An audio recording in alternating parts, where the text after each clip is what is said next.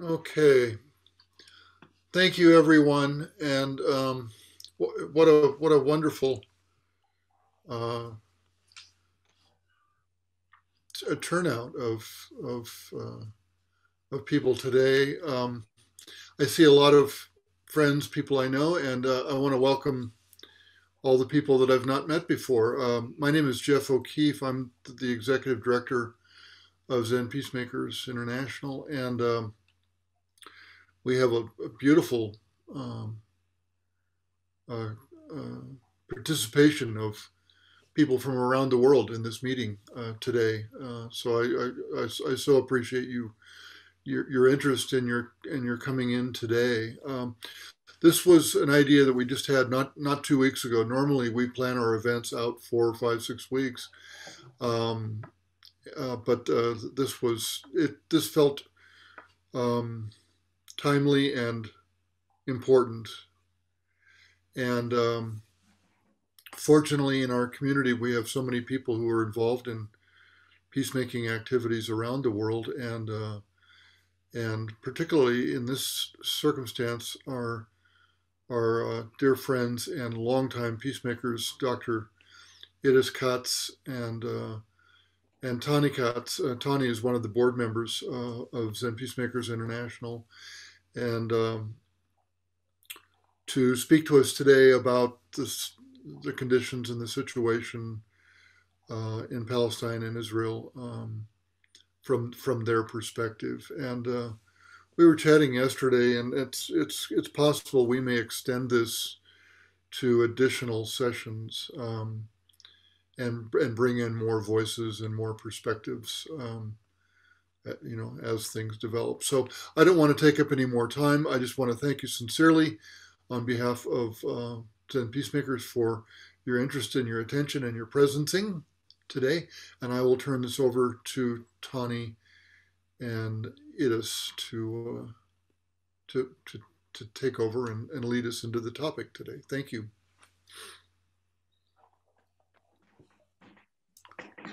Thank you, Jeff.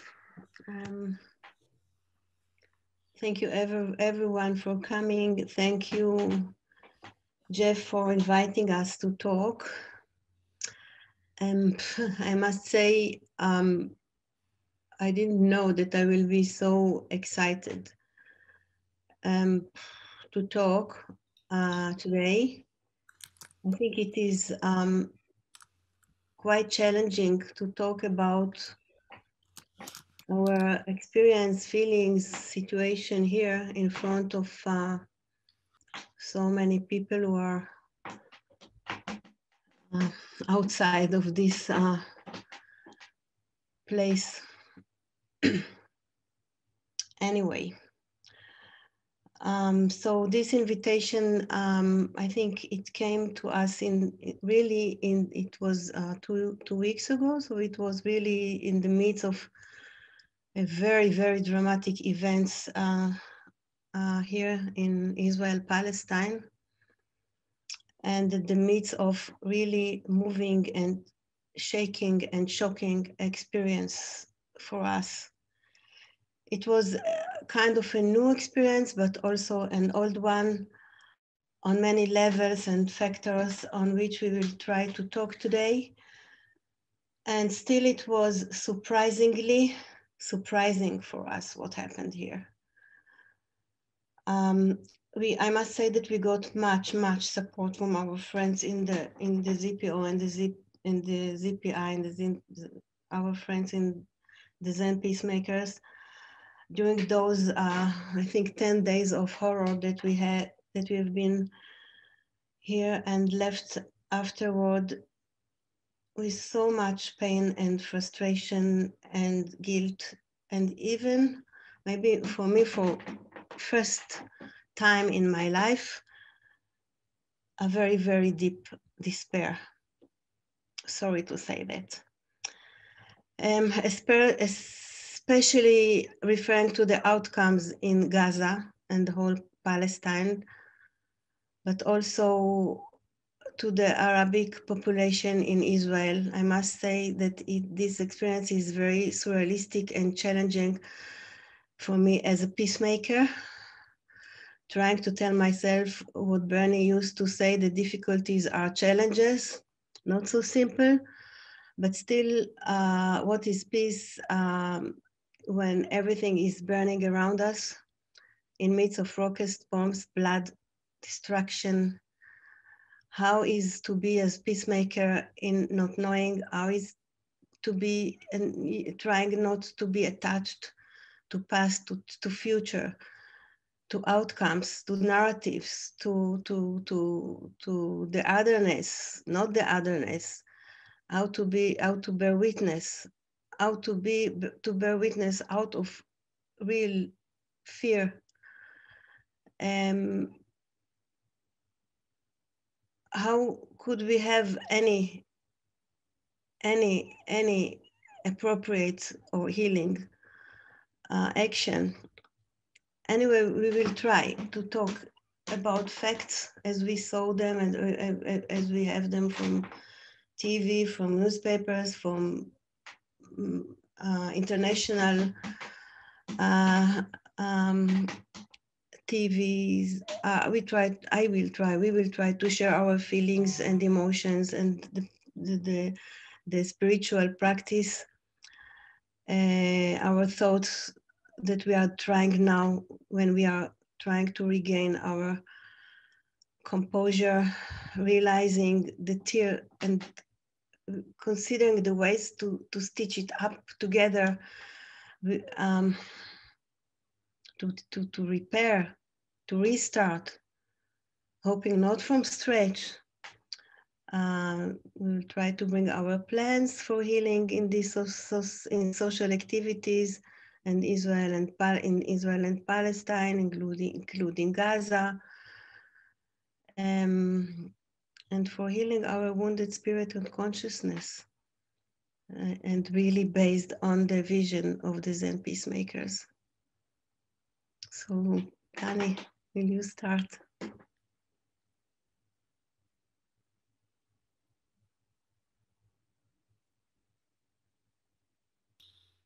Tani, you'll need to unmute.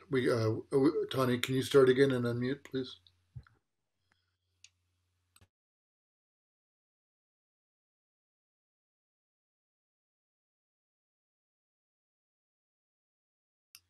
Tani, you're still muted, Tani. Tani, you are muted. Okay, again, sorry. There you go. There you go. Sorry, probably was so excited. So thank you for the invitation. Happy to see everyone here. As much as I could see when I was screening. So hi all, hi everyone.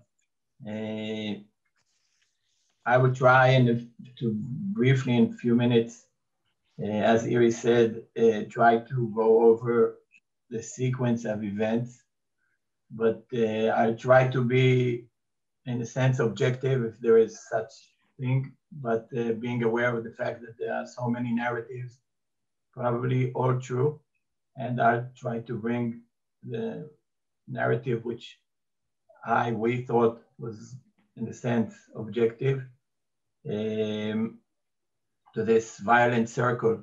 I'll also try from two perspectives briefly. One is to see this circle as, in a sense, as a violent circle with its own sequence of events, logic, whatever inner understanding, and then of course zooming out to the much larger problem. And I think they both interact. We're talking about 11 days starting on the 10th of May, 2021, considered to be the formal day of the reunification of Jerusalem, which of course is perceived to some as a celebration and to some as a real, only aggravation, a real disaster, and ending on the 21st of May. The campaign now is titled by the Hamas as the sword battle on Jerusalem, and very similarly by Israel as the guardian of the walls or watchman of the walls. I'm not sure what is the exact term in English, but that's the, so they are both in a sense, one combating for Jerusalem and in a sense saving, guarding Jerusalem. The Palestinian Authority, the sequence was that the Palestinian Authority, a few days before that, they called off the elections in the West Bank. One of the formal reasons was because of the refusal of Israel to allow people in East Jerusalem to take part in the elections. A few days of built-up tension following that in East Jerusalem and in the Temple of the Rock around the demonstrations and violent interaction between Muslims and Jews in Sheikh Jarrah, a neighborhood in East Jerusalem, and in the Temple of the Rock, leading to strong enforcement of order by the Israeli police, possibly much too strong. All of this happening in the last week of the Ramadan fast, coming to an extreme, a very dramatic extreme on the holy night of the Ramadan titled Laylat al-Qadr, when the Israeli police was trying to pre-prevent extremists to enter the Temple of the Dome, eventually causing a huge traffic jam all over Israel, causing aggravation from Muslim religious people on their way to Jerusalem, and among thousands who were really traditionally on the way to Jerusalem to pray. The police backed up, but the more damage was caused. The next day was the formal day, 10th of May, marking the reunification of Jerusalem, a celebration of many, a traditional march down was planned. The Jewish march down was planned around Jerusalem, all over Jerusalem, and canceled, to my regret, only in the last minute, causing a huge stress and huge aggravation.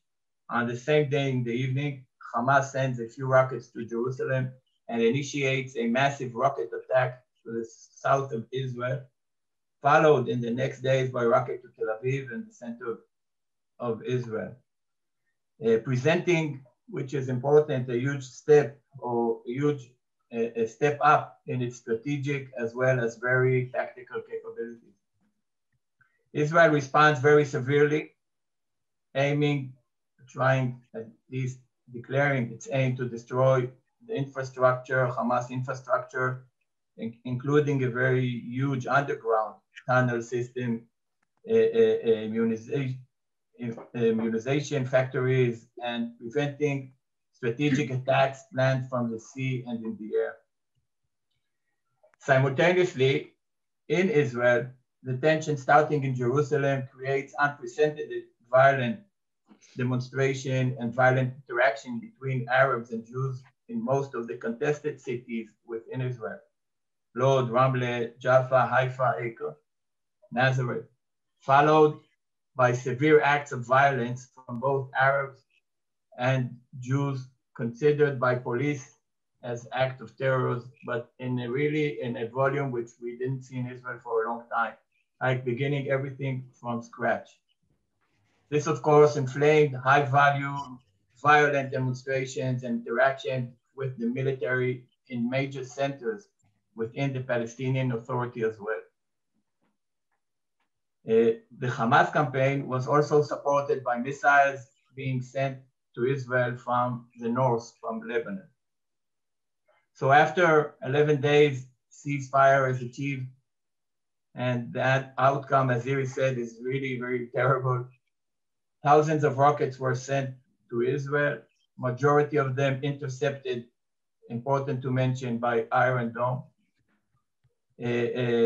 Resulting anyhow in killing 12 people, out of which 1 or 2 are from the military, children, civilians, 100 injured, heavy destruction of civilian and agricultural infrastructure. In Gaza and in the Palestinian authorities, 270 people were killed.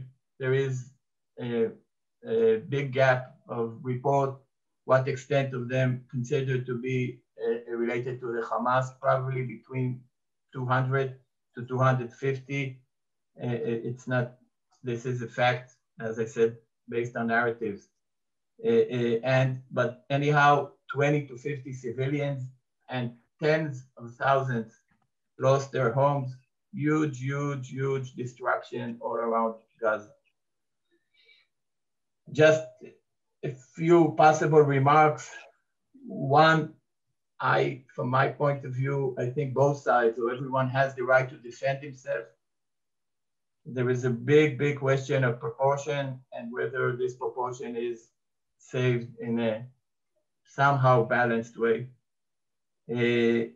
Second, cynically, as it might sound, all of this is inflamed by both political issues, both in Israel and in the Palestinian Authority, which is who all of us in the region are paying this price of this cynical political inner conflict. And I think important to say, this is possibly the most important thing to say, that like, you know, this phrase that people who aren't smart or stupid people are those who do the same things and expect different results. So this is what happened here. All in the region are going back once and once again to the same circle and round of events, expecting for different results. If I go for a second to zoom out,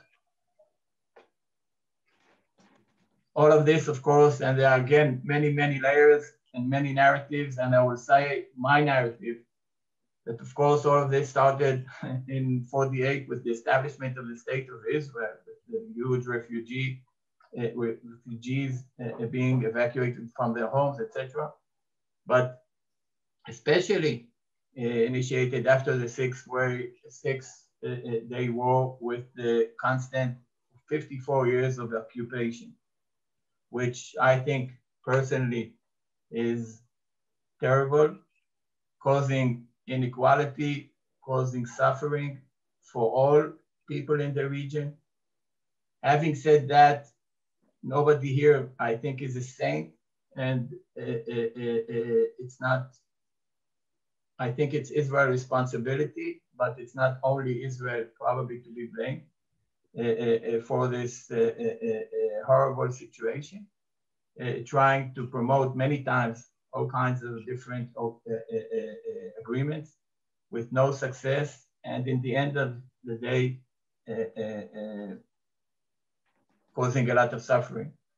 There is, of course, I think we should aim for a political solution, but I think the most important thing to understand is that Israel is, first of all, without a political solution, I think we must promote anyhow human rights or equal human rights for all people in the region and create social justice in Israel and without. And this is even if we have a partner or if we do not have a partner, I think from my perspective, this is what we should aim for. So I was trying to present a zoom in and a zoom out.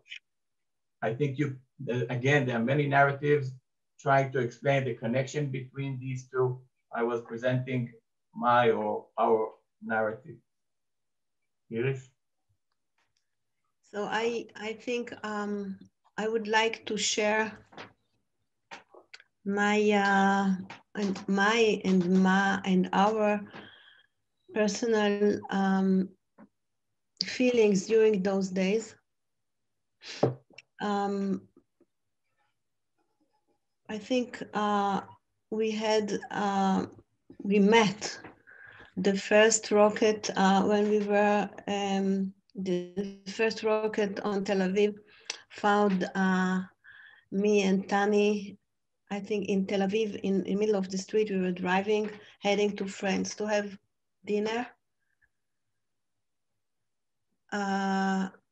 Hearing the alarming siren, we left the car, but really we didn't know what to do exactly. Never mind the other happenings of coping with the rockets here in Tel Aviv, Ramat HaSharon, in the middle of the country, which was not so very bad.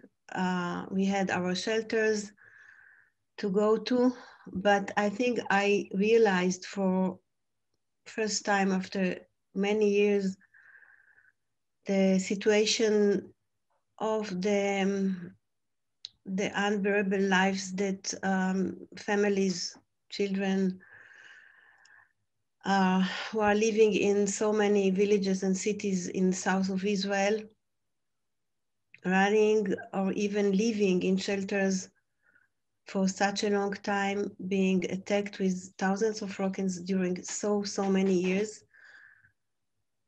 I think I feel personally didn't realize the unbearable situation for those people. And then I think very fast I acknowledged the horror which is happening in Gaza. Bearing witness to this, all those collapsing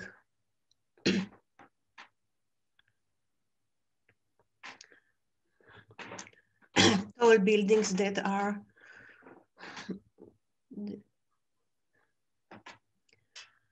the refugees staying homeless and the death all over. I think I have these photos, these pictures in my head every 5 minutes till now. Then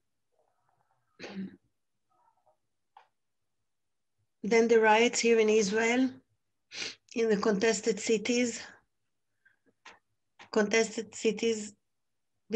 becoming like battlefield,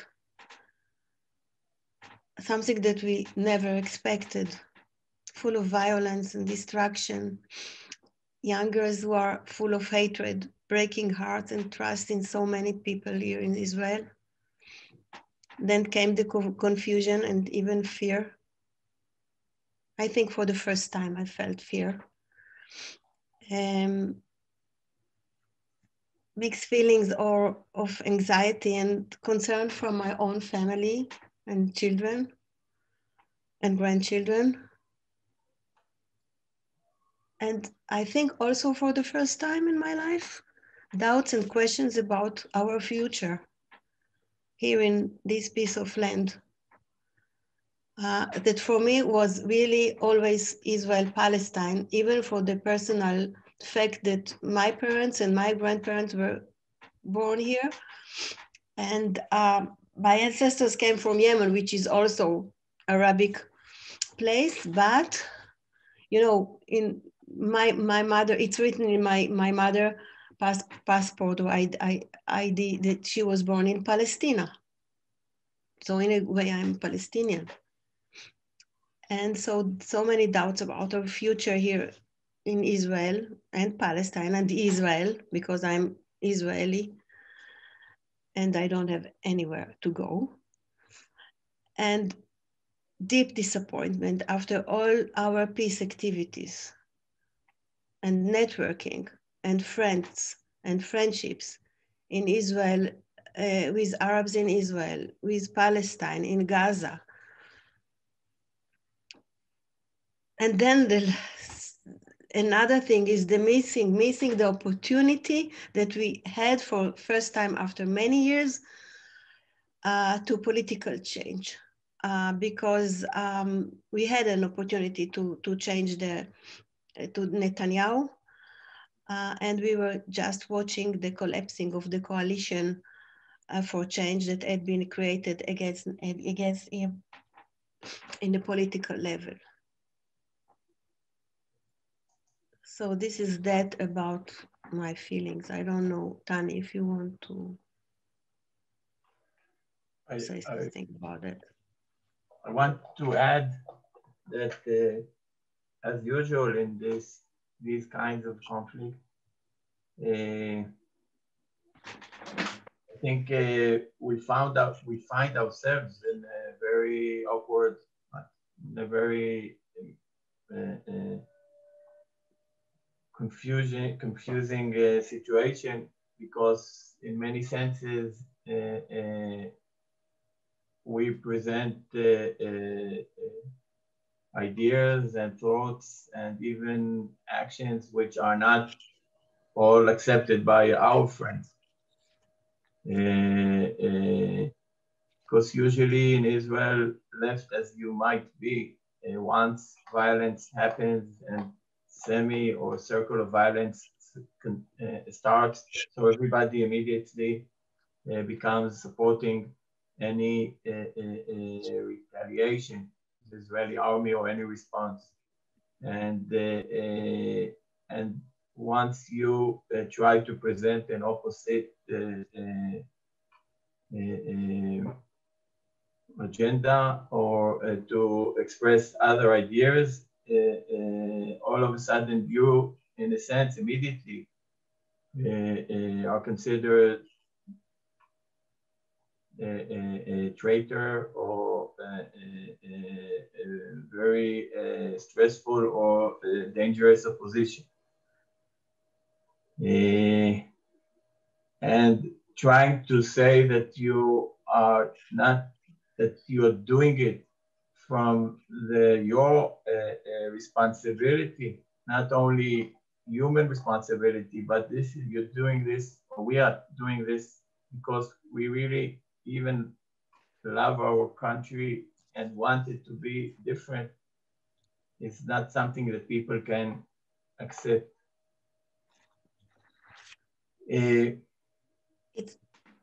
Iris, if you want to continue, or if I should say a few things that we only to add that I think the climax of this tension was especially in 2014 in Tsuketan Protective Edge.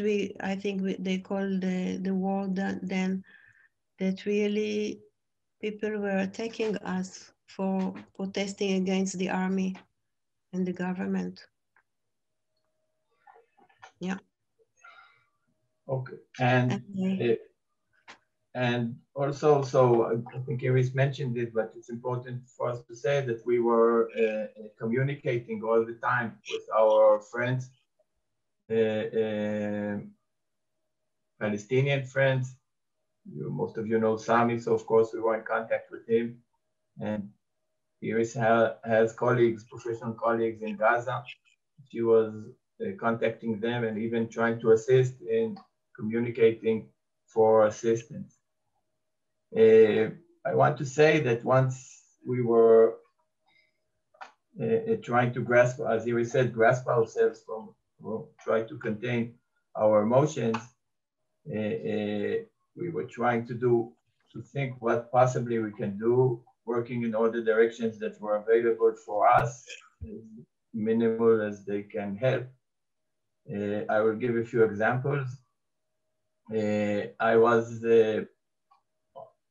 Our son initiated a few years back a very big internet platform for promoting, for teaching for free on the internet, colloquial Arabic, with the title Learning to Communicate, which is focused on the fact that very few of the Jewish people in Israel, even born in Arabic states and countries coming from Arabic background, do not speak Arabic. So, and if we want in Israel, not speaking about the region, a country that really can learn to coexist, we want Muslims and Jews and Christians, whoever, to coexist, the basic is we must have the ability to communicate. And it's a huge platform, which I'm also very much involved in. And we were trying to use this platform to engage organizations, business organizations, different institutions who usually hire or work with Arabs and Jews in their institutions. And it's a huge community of hundreds of thousands. So we were doing a lot of events, trying to symbolically communicate the fact that we are all trying to learn how to communicate and work together.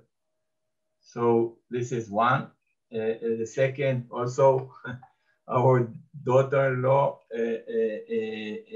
which we helped her very much, initiate a campaign for tens of thousands of women, trying to call both Arab and Jewish women, and Iris assisted a lot. So myself trying to call really tens, and she reached almost hundreds of thousands of women, Arabs and Israelis, for strike, saying no more masculine violence. We should take charge. We're not willing to pay the price of violent, in a sense,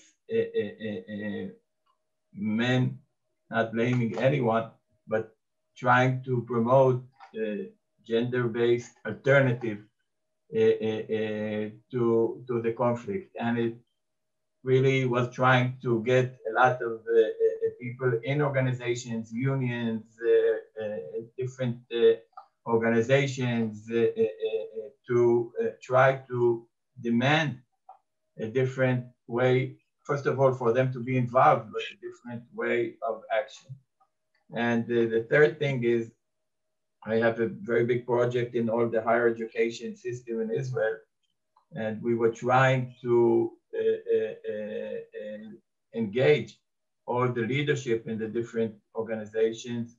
And these higher education, usually there is a lot, because there are a lot of students and a lot of emotions going, and they have hundreds of thousands, both Israelis, Jews and Arabs, Israelis studying in them, mostly also employing a lot of Jews and Arabs in the system itself. So it's a huge resource and an opportunity, not only to manage the violence in the current stage, but to try really to develop educational projects, hopefully for the higher education, not to be a place to transfer knowledge, but to be a real place for promoting a different society, which is based on containment, respect, equality, etc. So these are just examples of very focused efforts to try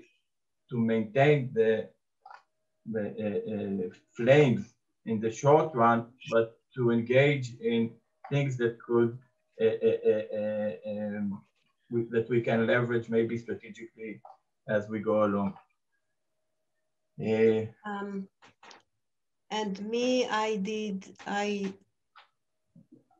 think the first day after the ceasefire, I thought about, I raised my connections first in Gaza.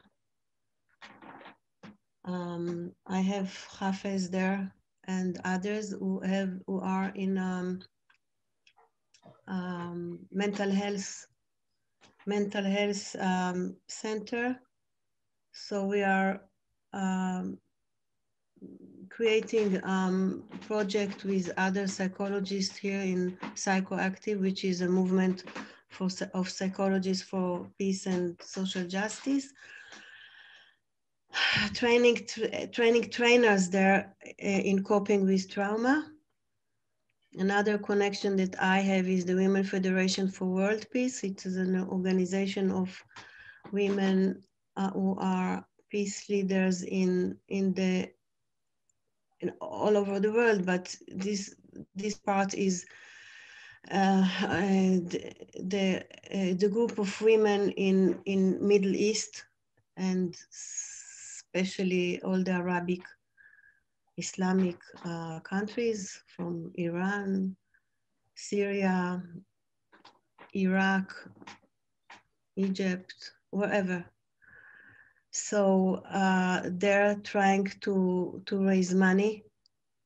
Only in Kuwait they have been raising in 2 days 1 million Kuwait dinars, which is $3 million.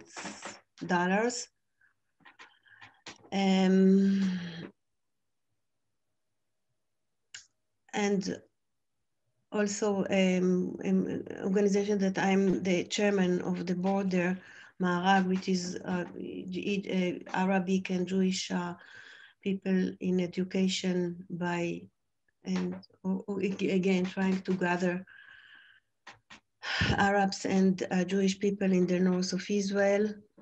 I must say I am very much inspired by Arya Ratne, who established and led Sarvodaya in Sri Lanka. Some of you know him. And he used to tell me, we used to work in Sri Lanka for like maybe 10 years, once in a while. And Arya Ratne was my first teacher in peacemaking. And he used to say, he used to tell me that in order to make peace, I only have to connect and gather peacemakers from all sides, even a small group of people, beginning with them. Also, I am always inspired by Bernie, who would call it, who used to say that making peace is making the whole. Making the whole in Hebrew is לעשות שלם, peace is shalom. And yes, it is inspiring to understand that we have to do this, collecting all these pieces, as you, Bernie, used to say, the pieces of the broken lamp, the holy fire that was broken, and we have to collect these pieces and creating the puzzle slowly as a process. These are my two people for inspiring, making the whole, making the puzzle.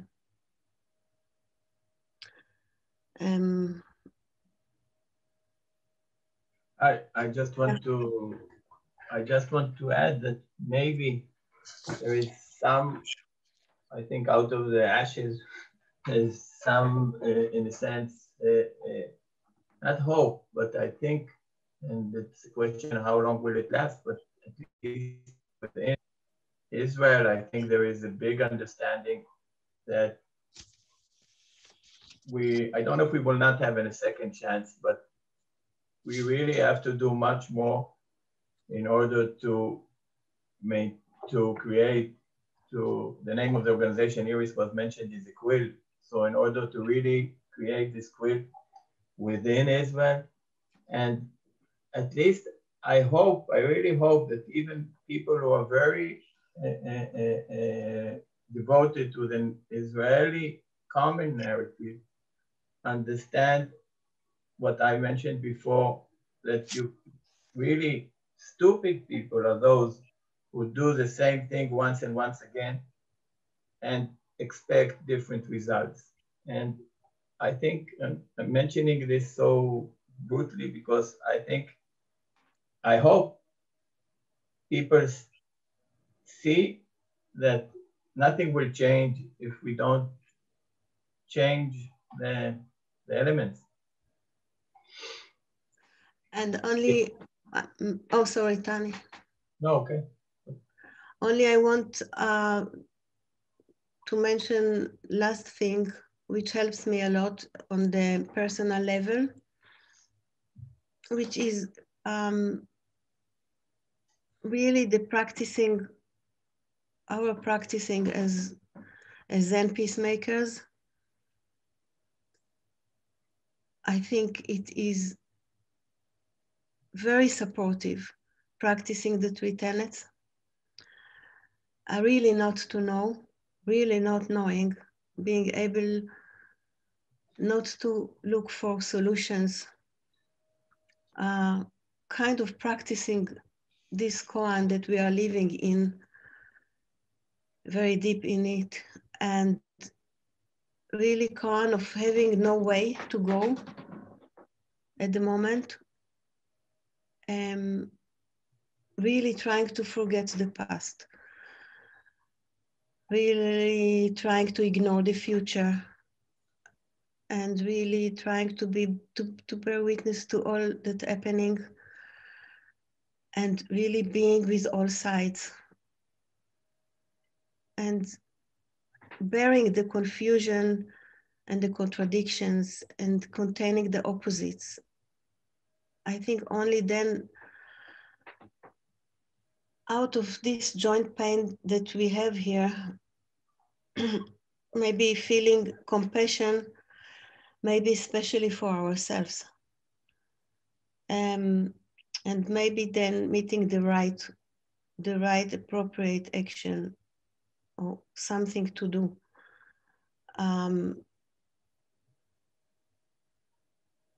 Maybe slight healing.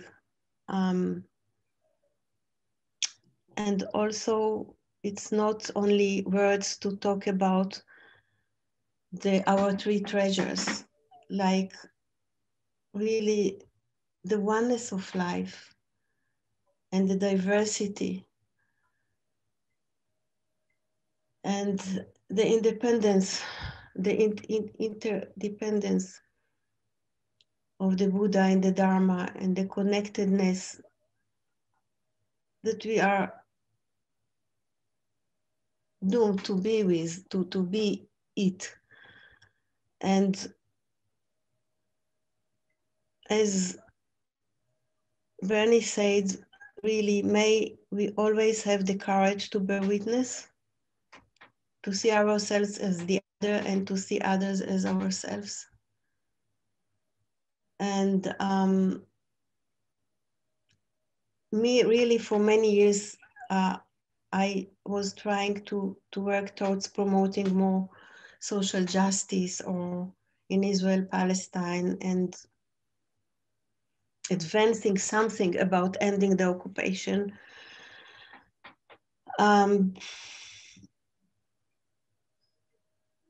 I've been involved in so many activities, and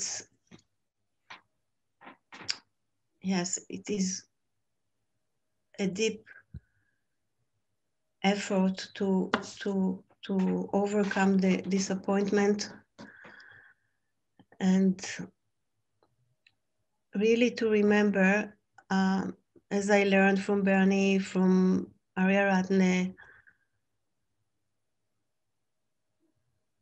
even from others in the Buddhist traditions, that really the peacemaking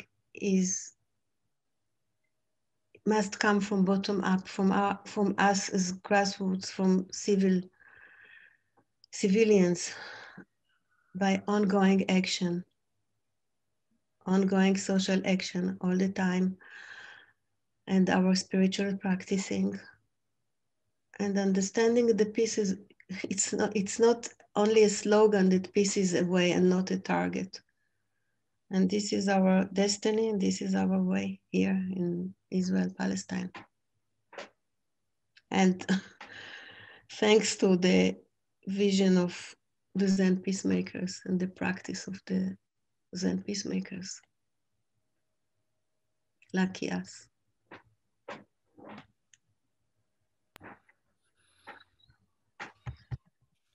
Thank you, Iris and Tani. We have some time for questions, and just to remind everyone, we do record these sessions. So, as well, we are also live on Facebook right now too. So there are another 20 or 30 people on Facebook who won't be able to interact. I can't see everyone, so raising our hand to speak is not going to work. But if you'll look down and I'm sure you all know this, down in reactions, you'll find below the emojis, the heart and the laugher and all that, raise hand. And if you'd like to make a comment, ask a question, feel very welcomed to do so. We can have a discussion here for the rest of the time. I think we have about 40 minutes or so. So and I usually don't do this. I usually hold mine until the very end, but I'm going to turn that upside down and go ahead and lead with a question, if I could, for Tani and Iris. And forgive my ignorance. I don't have the news, but I'm wondering, particularly in Gaza, but elsewhere too, Are what is people are suffering? What's going on with medical care for people who have been injured, and then more. And this is really your realm. What with counseling or trauma? Dealing with people's trauma in various places. Can you comment on that? We are only now trying to build a program because as my colleagues in Gaza always say, there are so many problems, concrete problems, first medical problems, and needs for food and clothes. I think that there are organizations in Israel, I believe that also abroad. I don't know about foreign organizations. I know about Israel. I think Israel is sending money, and organizations are helping in trying to do some rehabilitation and such. I know that also Israel is passing Tani, you correct me if I'm wrong, passing the money from the Emirates, Saudi Arabia, and others to Gaza. Yeah, the situation is terrible. Is terrible physically and emotionally. Everyone can imagine. So the trauma coping is building. The program is building now, but not for now to operate it. Basically, Israel is didn't mention before. There's a stage around Gaza, but Israel is allowing all the medical supply and basic supplies needed to go into Gaza. Also, there is a collaboration which Israel is allowing between the Palestinian Authority and Gaza to allow the help and assistance with the medical facilities and supplies. Of course, it's nothing compared to what is needed. Thousands, as I said before, thousands and thousands of people have found themselves without roof shelves. And this is not something that could be rehabilitated. And the main question is now the question of rehabilitation, and it's a big question, not only of human assistance, but of course it's a question of where the resources not only come from, but where do they go? Do they go really to help the civilians, or do they go to rebuild infrastructure, military or infrastructure? So this is the big question, trying to control the assistance. But anyhow, it's a big project. And not only, it's part of the large question. I really hope that there's something dramatically differently happens, and hope in really building Gaza in a way that would create for everyone, for the Gazian people and for Israeli people, the will to maintain this, but progress or success or prosper. But it's a long process anyhow. Thank you both. If anyone, please use your electronic hand down under reactions if you'd like to ask a question or make a comment or share your heart. We will watch for you.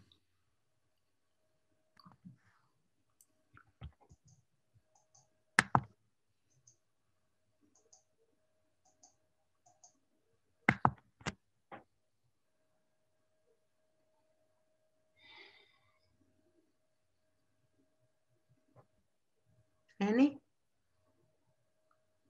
Mark, Annie, yeah. yeah, May I share? Marcia has her electronic hand up. Marcia, go ahead and unmute yourself, please. And I'm unmuted. Can you hear me? yes, we can. Thank you. Okay. So much love to you, Iris and Tani. That is first. That I'm so glad to know that you're here, and I thank you for sharing what is so difficult and painful.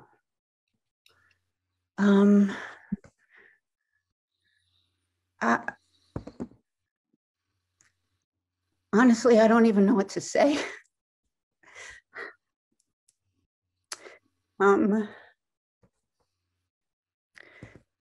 I guess I'd like to know if Sammy is okay, if you've been in communication with him. Good.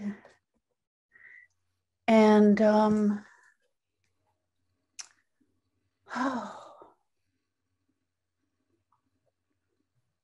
you know, if there was honestly, I don't know. I don't know. You know, there's the thoughts of if there's something from the US, you know, it's always like the talk of like US dollars, what US dollars are giving to Israel, and then the anti-Semitism and everything comes up. But that's the repeat that Tani, I feel like you were speaking to, you know, from our end.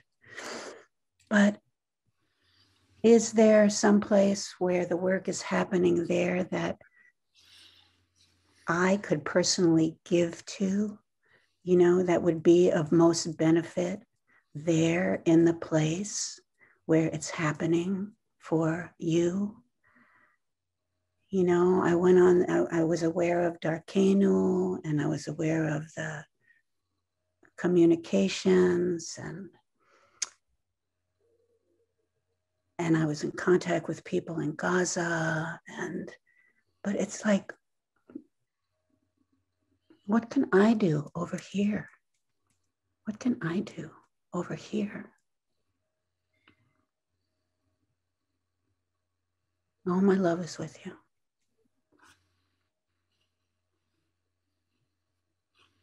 Thank you, Marcia. Eve Marco, you have your hand up, and I think Hoden can unmute you, or maybe you can. There we go. So, kol hakavod to both of you, really. I have so much respect for your work over years in a very, very raw place, outside and inside.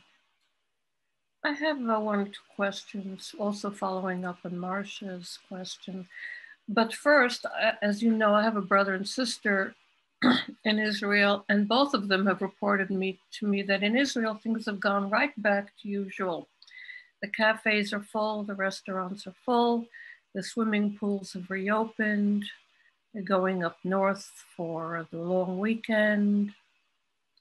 So on the one hand, you have a group that may make the calculation, well, look, we lost 12 people.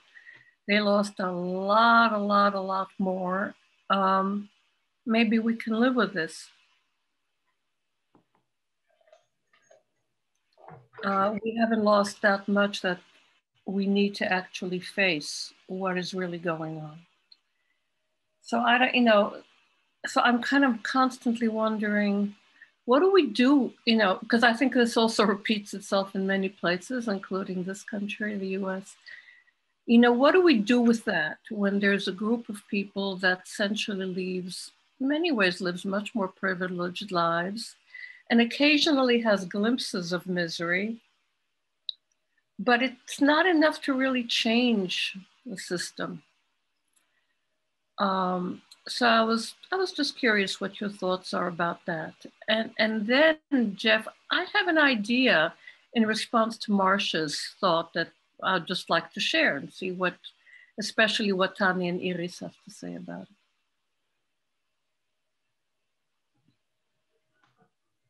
Iris? Jeff, do you want us to respond to each?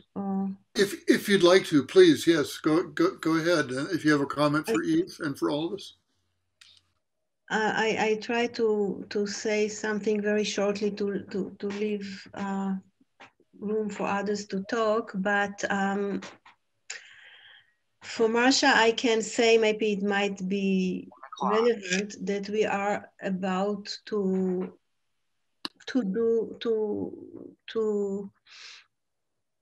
have our retreat, Israel-Palestine retreat that we have been canceling because of the COVID, and we will have it in April, May, I think, 2022. And I believe that it is a platform for first of all, as Zen peacemakers to practice and to the not knowing and bearing witness to suffering and joy. And then maybe having ideas and connections to do things later on. This is one thing. The other thing, Eve, you know, that I think since I finished the Ph.D. doctorate, the dissertation, I was so much occupied and trying to occupy others about the issue of changing the collective consciousness. Because that I thought that this will change something.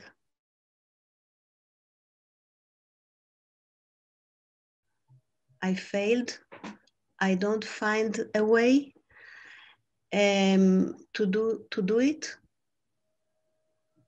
I will be happy to have ideas and directions. Maybe I have to go back to this issue, but it is about changing the collective consciousness, or at least part of it.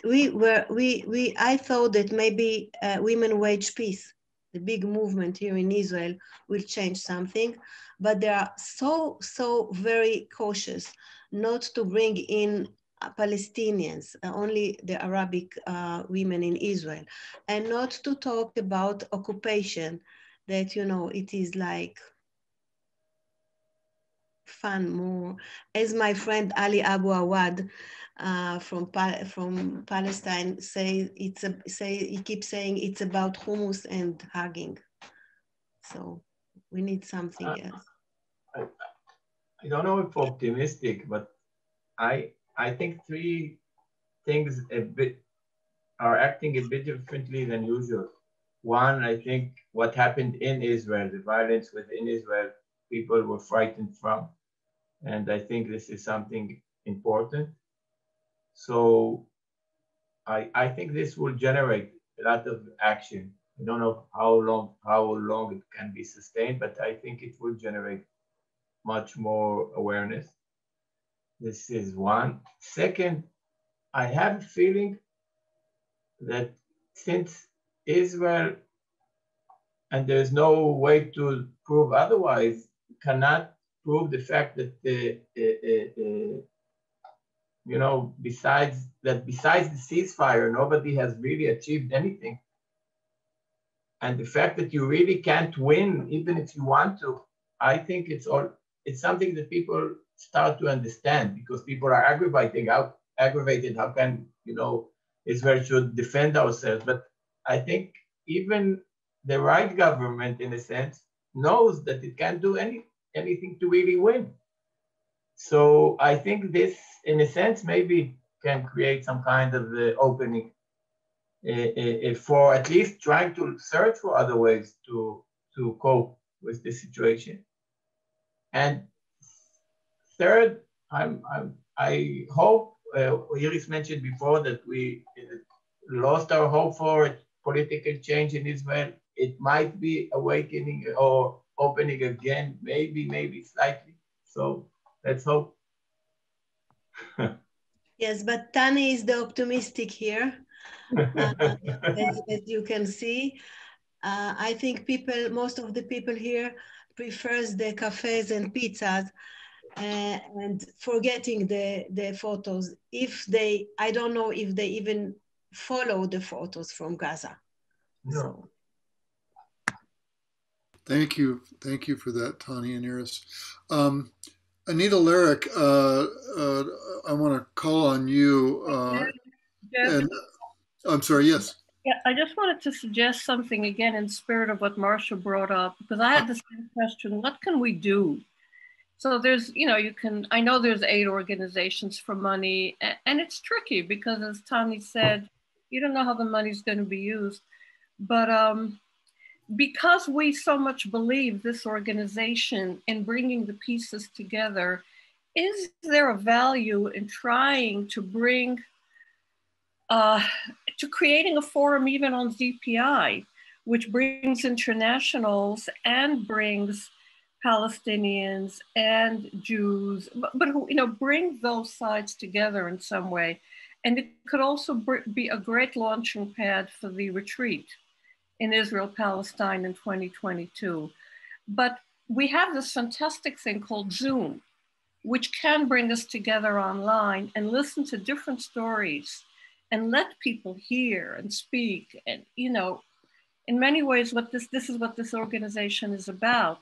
So I just want to throw the idea of whether we can create that kind of a forum that meets periodically and we listen, and we don't know what's going to come out of it. But I think it might be worth the effort. So I'm just going to leave it at that, Jeff, okay? And really thank you very much for both of you or your really I was speaking just yesterday night after our meeting with Jeff about my idea to bring to start with, to make a panel, kind of a panel to bring like maybe 5 to start with, 5 people like Hafez from Gaza, Sami as a Christian from the West Bank, Ali, who is Islamic from the West Bank, Fatma, who is from the Women Federation, and she's from Kuwait, and maybe one woman from Israel, an Arabic woman from Israel. So this I have in my mind already. And making it later on as kind of once in a while meeting might be an amazing idea, Eve. And also I thought maybe we want as ZPI to raise specially money for Gaza and bring it and send it specially to organizations that we know there, not the Hamas, but organizations, civil organizations in Gaza. Maybe we could do it when still the things are alive in many people in America and Europe. Money is very important here, I must say. Yeah. Well, wonderful ideas. And as some people have heard me say before, let's start with yes, and then we can move into how. So let's pick this up offline, Idis and Tani and Eve, and we can talk about this. Wonderful idea. Anita has been waiting, Anita Larrick. And Anita, if you want to unmute yourself, or Hoden, if you can help us here. There you go. Hi there.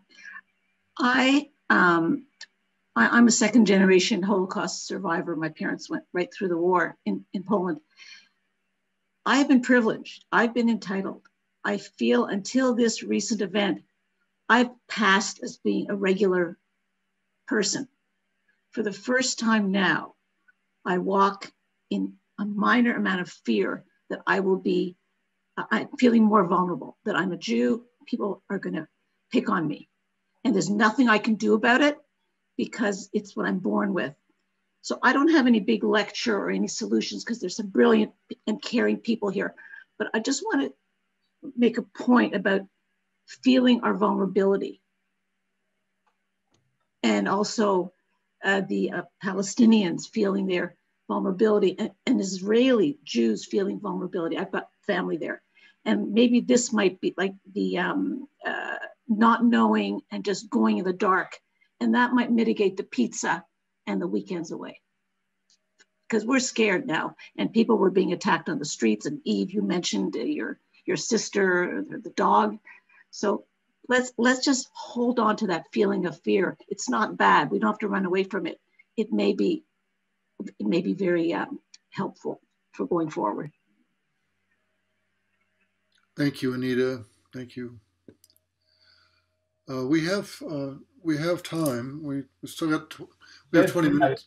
Jeff, I want to say, I was thinking it's also relevant to Anita. Thank you. But I want to say, I think Iris not mentioned it, but when we were getting a lot of the messages, or also Iris in the different networks, some of them were not only in a question of, fake news or whatever, or not, or biased, or totally not mentioning the facts. I think some of them were crossing the line between opposing policies, which is totally legitimate, and anti-Semitism. And I think I want to mention the fact that I think there is a very thin line, but important, between anti-Semitism and legitimate criticizing of the Israeli policy. And wherever anti-Semitism or racism, whoever, not anti-Semitism, any racism, I think for me is something which I think we all should totally deny and not approve, and stand against very fiercely. But then I think there is a lot of legitimacy for criticism, which of policies, and a criticism of action, which is should be not credited if you think is wrong. And I think it's an important but very thin line, which is important to mention. Not all criticism is anti-Semitism, but there is some which we should oppose. Thank you, Tani. Thank you. Janet Sirota, you have your hand up, and Hoden, if you can help us unmute Janet. And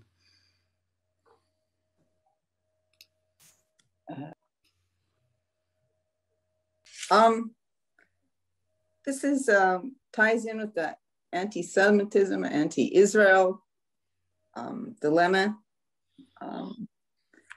I wrote out the questions so it would be clear in my mind what I'm thinking. And my question is, it sounds kind of rhetorical, but I don't mean it to be.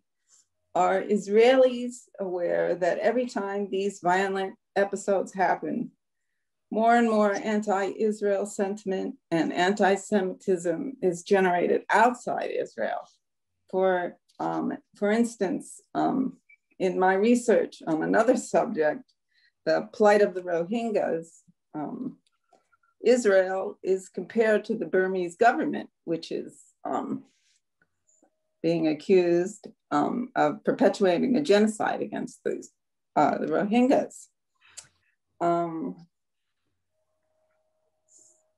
Is there an awareness and concern of the Israeli government and ordinary people in Israel as to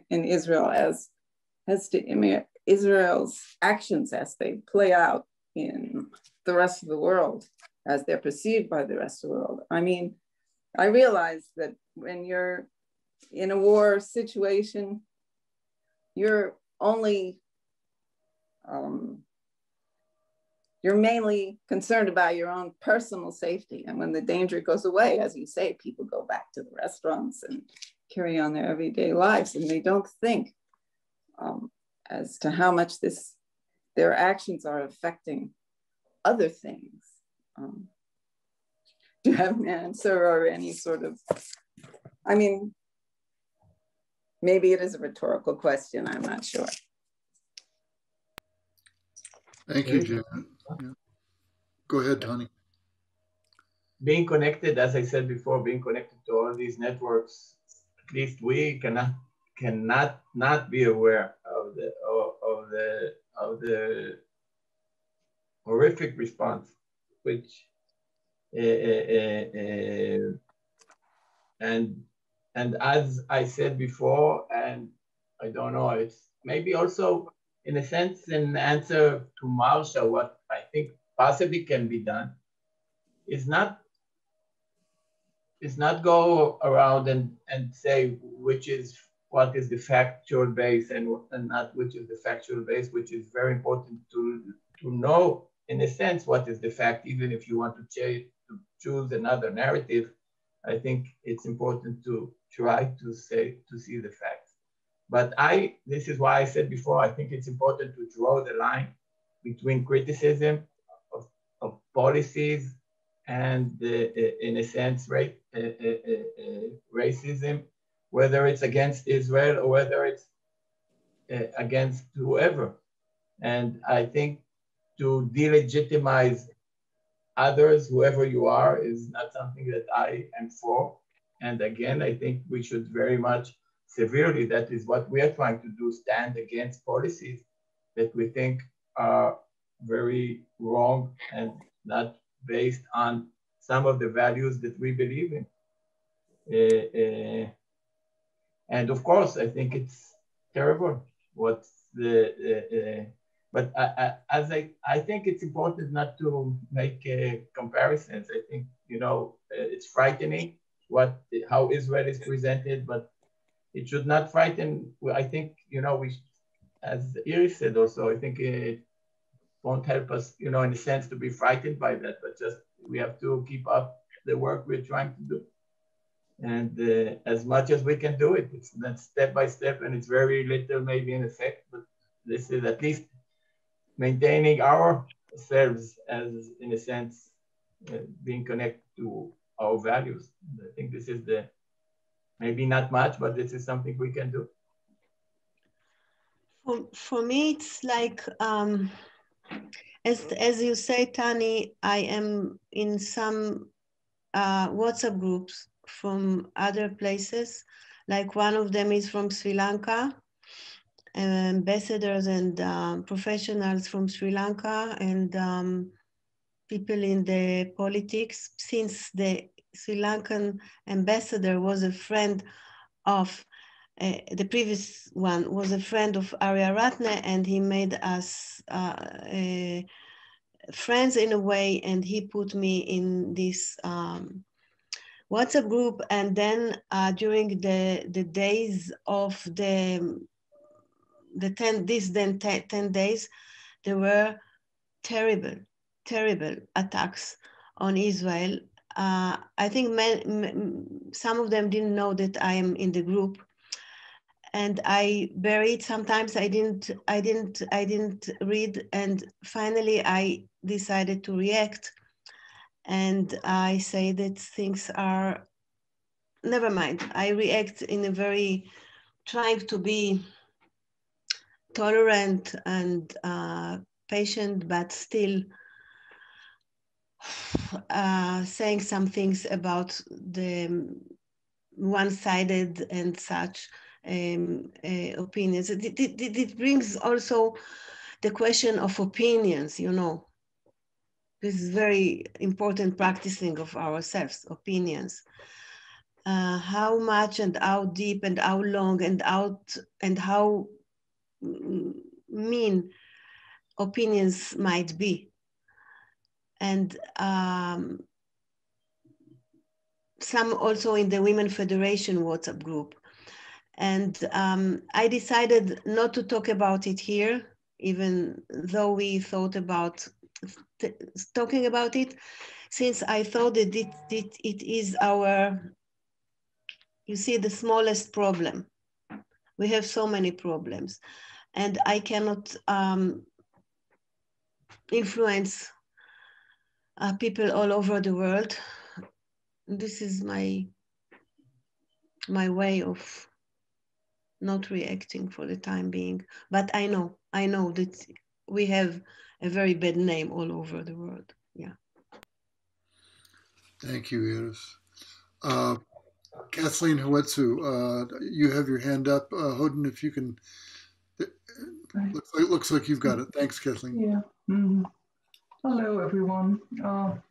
Yeah, I want to express my gratitude to you, to the two of you especially, and yeah, thank you for being here, and even thanking you for the desperation that you expressed and the helplessness that also showed up, because for me this was quite an immediate teaching in non-spiritual bypassing in this way, so that we fall to zero ever again, even with our 3 tenets. So thank you for that. And the question is, yes, I've been thinking about is the 2-state issue actually, do you think of it, or what is your opinion about that issue? Is that still a solution that we could trust in, or would it be, like you said, Tani, just more of the same that has been happening, another state that could then go to war with the other states around it in the area? So is that something to trust in as a possible helpful way to go? Thank you, that's it. Thank you, Kathleen. For me, it is, if I am brave enough to say it, I think maybe we can get the 2-state solution if the world will boycott Israel, and not only in universities, which sometimes are doing it. It's not fair, because the professors and students in universities in Israel are leftist, most of them. But it is about economy. It is about sport. It is about football games and basketball. People in Israel like very much football. I think that boycott, and I'm not so sure that Tani, you will agree with me, but I must say my thing, I believe in boycott. Yeah. Thank you, Iris. We have just a few more minutes. If I want to say,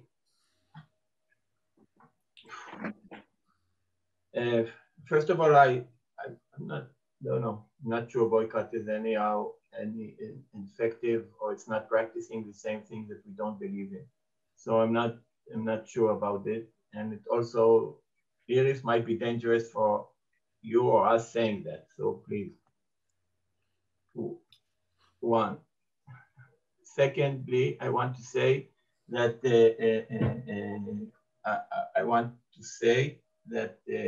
Kathleen, I think the 2 states is still an option. I think there are so many politics involved in both sides, which are working against it. Not only in the Israeli side, also in the Palestinian side. There are so many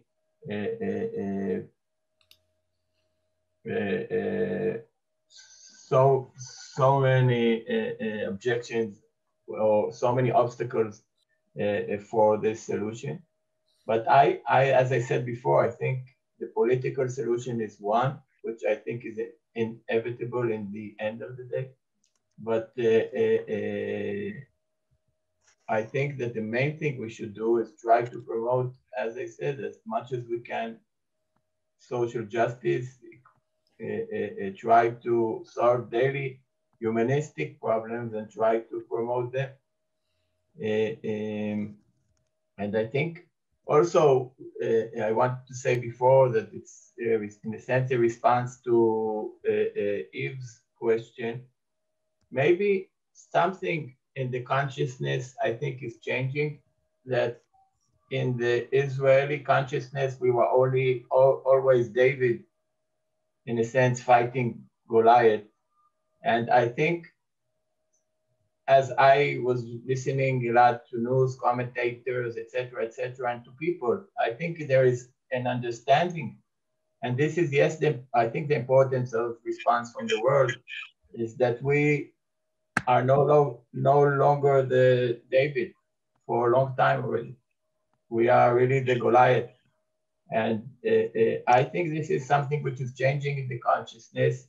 And I don't know if for me it's the responsibility that is connected to it, but even for other people, even if it's not a responsibility, at least it's the understanding that we cannot expect sympathy beyond a certain point. And I think this is something that is changing in the consciousness, that we cannot expect sympathy, even if in the basic circle of violence, we are entitled to defend ourselves. We are expected to act responsibly. Thank you, Tani. And we're coming close to the end of our time, but I see hands from Cynthia and Franziska. And if you can, let's go with Cynthia first. And if you can keep your question lean, we should have time for both of you to speak. So Cynthia, go ahead. Hello, hi. So I'm here and I have 4 Palestinians with me and 1 Italian. An Italian who our dear Iris and Tani know. So I have a lovely Palestinian here who has a comment. Okay, so please go ahead, my dear. Good evening. My name is Nancy Zabani. I'm a Palestinian Canadian, born and raised in Toronto, and currently living in Dubai. And I'm very moved by your share and moved by the capacity that you have demonstrated in coming together in this way and sharing in this very accessible, very tangible way. What comes to me is just actually how difficult this is and how hard it is to express the feelings that are coming up for so many of you. And I can hear a lot of fear. I can hear a lot of sadness. I can hear tremendous amount of pain, and I hear it. And it's landed with me. And I really see this being sort of a real beginning to dismantling so many aspects of this issue and this conflict that we have really struggled to explore and to examine, which is our pain and the pain that we bring to the table, and this long legacy of pain, including, separating actually Judaism from Zionism and anti-Semitism, and being able to go out and communicate to our loved ones and to our family, wherever they are, that there is a difference. And also taking responsibility for where there may be things that we haven't owned within ourselves in terms of our own pain, and the extent to which we've perhaps, we use the example of the 12 deaths and the coffee shops, right? It's like, to what extent have we taken that pain all the way? To what extent have we desensitized? To what extent have we dulled our senses and not seen the pain and the suffering of the other? But in order to be able to do that, we need to be able to take that pain and suffering within ourselves and hold it in the cup of prayer. And I'm talking taking it all the way, you know, suffering. The suffering, in order to be able to see the suffering of the other, we have to see it within ourselves and recognize it within ourselves. So there is a piece here. There is a real invitation to explore the depths of that suffering inside of us. And to separate these conversations so that we can then go out, and that includes, you know, I say this as a Palestinian who is trying to communicate, you know, to my community also, to be able to elevate the discourse. But for so many of you, you know, beautiful people who've expressed where you're coming from and where things are hurting you, to really take that pain all the way and to explore and examine that. And you named it, it is things like actually naming the end of the occupation, naming things like the BDS movement, naming the military occupation, naming even, and it's a dark word, okay, but it's being internationally recognized in academic circles, dare I say, apartheid.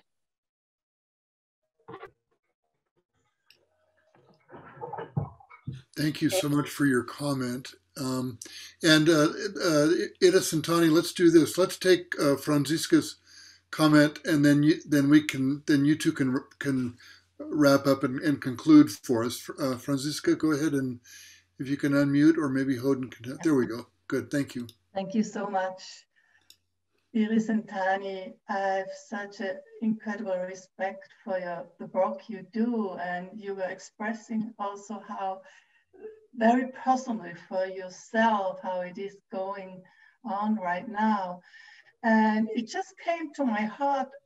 I don't know, I would like also to give you all the support that's possible. And my question, is it also dangerous for you very personally to be there doing this work? And it's so emotional, everything, I guess, from both sides, from all sides around you.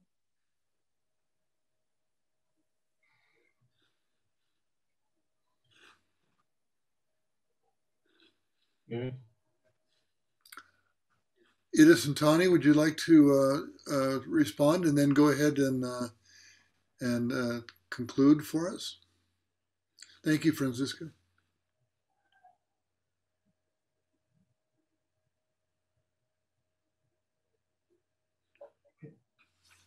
Thank you. Thank you, Franziska.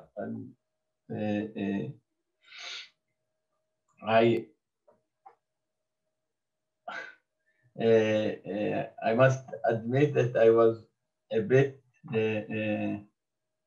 still with my thinking, not response, but trying to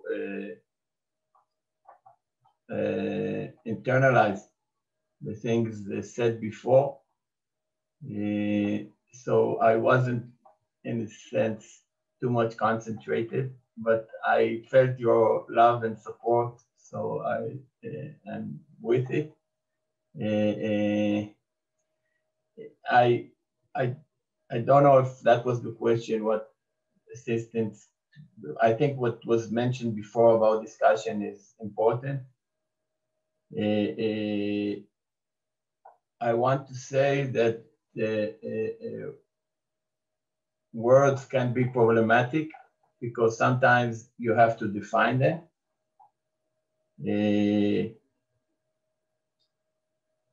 And I think the definitions are not, if you have to define them, I think they are very problematic. I think that comparisons are, in a sense, very, again, problematic. I want to say that for me, one of the most important things happened to me in the Zen Peacemakers is being able in Auschwitz to light a candle of a young Palestinian girl. And it's not because I think it's comparable, and it's very, very far from being an equation or the same. But I think as peacemakers, it's not a question of who is more violent, but it's a question of how we try to do the most to prevent ourselves from doing to others what we do not want people to do to ourselves. So thank you all for being here with us.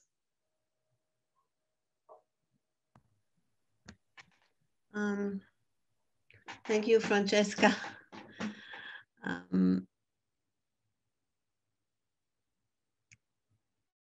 I feel that we are, personally, we are safe here. This is not the problem.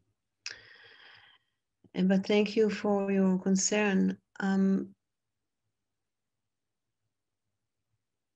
think that for me,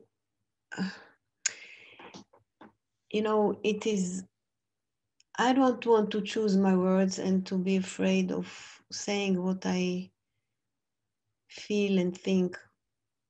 I hope I'm safe, I don't know. But yeah, for me it was important to be with you and to talk and to hear some of you. I would like to hear many more, but we are short in time.